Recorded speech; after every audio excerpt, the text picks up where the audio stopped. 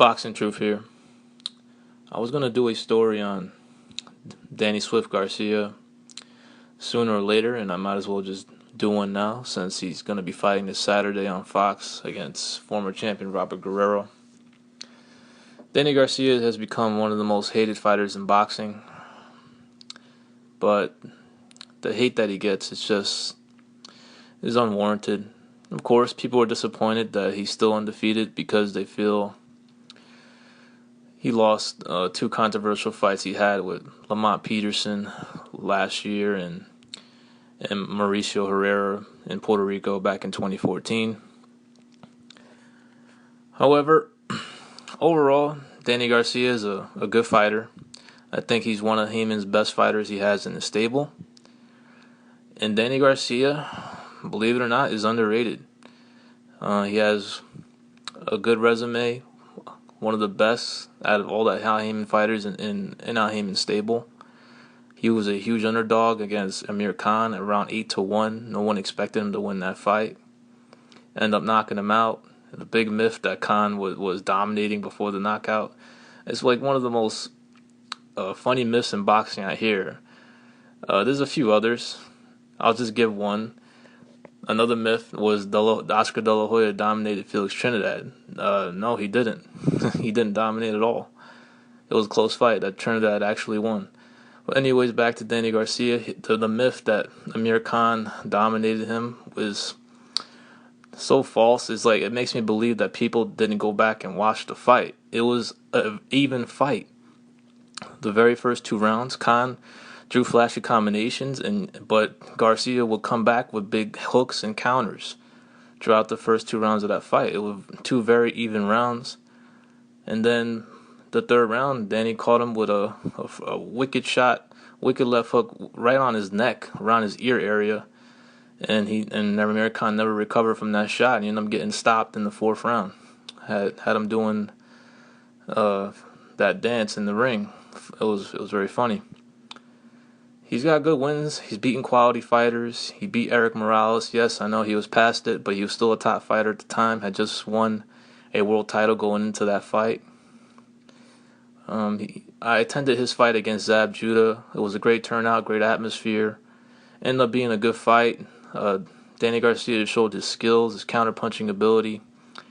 And perhaps he also showed one of his biggest flaws in what he has what he has right now, and that's his conditioning. He slows down in fights. It's happened numerous times in his career. He starts out very well. Kind of reminds me of Oscar a little bit. Starts out well, then gasses late. He's gassed out in a lot of his fights. It happened against Zab Judah. Zab Judah ended up winning the last 3 rounds of that fight after pretty much getting beaten up and beaten down. A lot of people thought he was going to get stopped in the first 9 rounds, but Zab Judah, he toughed it out and ended up winning a few rounds. He was a huge underdog against Matisse. Everybody was picking Matisse to win the fight. I believe I was one of the only few people that thought Danny was going to win the fight. I just knew he was a better boxer. I knew he was a better all-around fighter, and he proved it that night. And Danny Garcia has also showed another trait of his that's one of his biggest strengths. The guy can take a punch, man. Danny Garcia is one tough SOB. It's not easy to hurt him. I mean, I've seen him get hit with hellacious shots in fights, and the guy just eats him up. He takes him and comes back and continues to fight. The guy fights very hard. You know, he definitely has flaws. He's not a perfect fighter, but no fighter is. You know, he had a good amateur background, over 100 wins as an amateur. He's very strong, very good puncher. Not a devastating puncher, but a very good puncher. And one of his best skills is that he's a very good counter puncher. It's very dangerous attacking Danny Garcia. It's actually his bread and butter. He loves when fighters come at him and try to be aggressive with him because he just likes to stay in the pocket and pick you off with counters. That's the type of fighters that he likes to fight. He likes fighting aggressive guys because he needs cooperation from his opponents to be able to create his offense. That's another flaw that Danny Garcia has. He has trouble creating his own offense. He's not very good at leading. He likes fighters to come at him so he can create counter-punching opportunities. He's a fighter that likes to stay in the pocket. He actually lets you try to hit him. He'll leave himself open So you attack him and he can counter. He's an excellent counter puncher, one of the best in boxing today. Um, the fights that have really gained a lot of hate for Danny was the fight with Herrera. Herrera is a good fighter. I mean, very skillful, very crafty. I mean, if the guy had good speed and good power, this guy would be invincible. They don't call him Maestro for nothing. The guy's a good fighter. It was a very close fight. Herrera chipped him in the last round. But, you have to score rounds by individually. It's not a 36-minute contest. Every round is scored separately. Whoever wins that round wins that round. Just because one guy got chipped in one round doesn't mean he lost the fight. How many other rounds did he lose? How many other rounds did Herrera win? In my opinion, that fight was a draw. I don't think anybody won that fight. It was a very close fight. Could have went either way, but I thought the draw was the fairest decision. And of course, the Rausalka fight was a farce, and it should have never happened. Nothing Danny could do about it. Al Heyman told him, "Look, you're gonna fight Rausalka." Danny said, "Okay, fine. I'll get a good payday out of it. Why not?" And it is what it is. He ended up fighting Lamont Peterson. Lamont Peterson gave that fight away. He could have won this fight had he just stick to his usual style. I don't understand why Barry Hunter, Lamont's trainer, told him to box. Lamont Peterson is no boxer. The guy's a pressure fighter, comes forward. He's at his best when he comes forward and puts pressure on you. He's not a big puncher, but he really commits to his punches. And he's in supreme condition. He's one of the most well-conditioned fighters in boxing. There's a lot of controversy surrounding Peterson. His reputation as a clean fighter is not great. He's tested positive for PEDs in the past. Nevada caught him one time canceling his rematch with Amir Khan. A lot of suspicion surrounding Lamont Peterson, but he looked very strong in that fight. Condition wise, he outlasted Danny, but he started too late. The first 7 rounds, how many rounds did Peterson really win? All I saw him do was move away from Danny and not make him pay, not land anything of significance. So he started too late. He didn't start putting pressure on Danny until the 8th round. He won the last few rounds very big. He took it to Danny. He was a stronger man, condition wise, going down the stretch. He finished the fight a lot stronger, but it was a very close fight. I thought Danny barely beat Lamont. Barely beat him. Could have went either way. Could have been a draw. It was that type of fight. It was a drawish type of fights. I mean, people are just quick to say that, he got beat up. He lost that fight. But when you look at the overall whole fight, I mean, both of those fights with Herrera and Lamont were drawish type of fights. And he ended up getting the nod. He ended up getting the victories in both fights. He's still undefeated. He's one of Al Heyman's darling child. He has high hopes for Danny Garcia. He's undefeated. He's gonna get another world title shot in only his second fight at welterweight against Robert Guerrero. And Robert Guerrero, his opponent Robert Guerrero was. I was a fan of Guerrero when he was coming up. But he was a much better fighter in the lighter weight divisions. He won a couple of straps at featherweight and super featherweight. His career overall has been a disappointment. He never unified. Didn't take the type of fights that could really raise his profile. Made defenses. Was scheduled to fight Maidana in 2011. It was a fight a lot of people were looking forward to. Ended up pulling out because of a shoulder injury. He was out for a while, came back. And now he's been competing at welterweight division he doesn't really belong in. He hasn't shown much in this division. Yeah, he beat an overhyped hype job in Andre Berto, but a lot of people can beat Andre Berto. I mean, he's a very flawed fighter. He's a very beatable fighter. Guerrero hasn't displayed the same type of skills and speed and power that he did at the lighter weight divisions.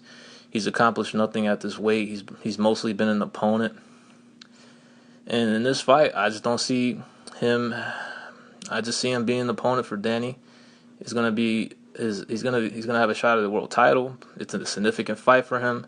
I'm sure he trained very hard. I'm sure he'll be ready. I know he's in desperate times. This is his last opportunity to show that he's still a quality fighter. He's still a real pro. He's a lot of experience, but Just not much success at all at the welterweight division. Uh, my opinion, I think Danny Garcia is going to trash Robert Guerrero. Guerrero just doesn't have the legs anymore. He's not boxing anymore like he did in the lightweight divisions. He's just coming forward. He's very sloppy. His defense is not good at all. He's getting hit with too many clean shots. Guerrero's going to be aggressive. He's going to come at Garcia, and that's when Garcia is at his best. When you come after him, he's able to counter you. He's able to look for opportunities, and he's very lethal with that counter left hook. Gotta watch out for it. He's a very good puncher with that hook.